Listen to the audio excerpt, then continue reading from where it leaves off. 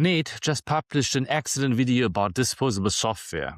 Over 100,000 views, and he makes a critical point that everyone in tech leadership should hear.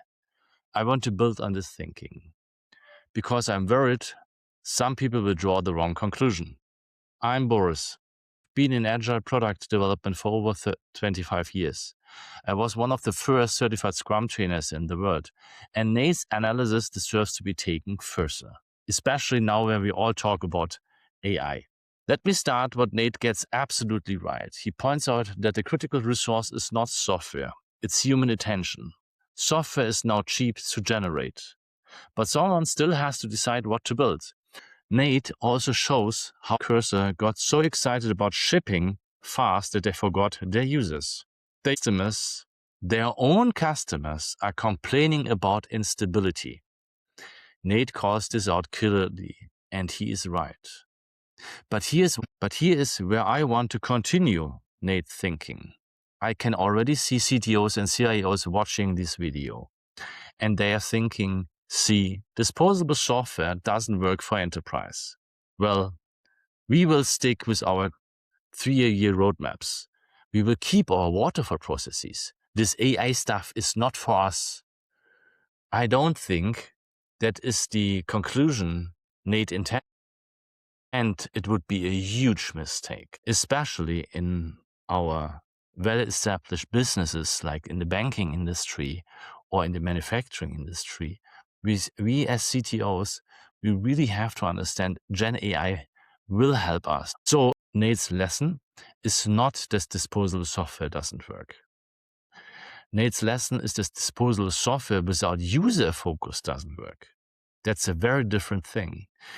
And it opens up an enormous opportunity. Here's where my about 30 years of experience comes in. I was there when Agile was born. The dream was always the same. Iterate fast, learn fast, adapt fast, build something small, show it to real users, get feedback, improve, repeat. That was the promise of the Agile development. But for the last 20 years, we couldn't fully deliver on that promise. Why? Because software was still too expensive to build. A sprint took 2 weeks, and sometimes deployment took even longer. You couldn't really iterate. You could only pretend to iterate. Disposable software changes that now. For the first time ever, the technology matches the methodology. You can actually build, test, and rebuild at the speed of learning. This is what Nate's analysis points toward, even if he doesn't say this explicitly. The opportunity is to use it correctly. So let me connect Nate's insights to the principles that make this work. Nate says the human is the critical resource. I fully agree.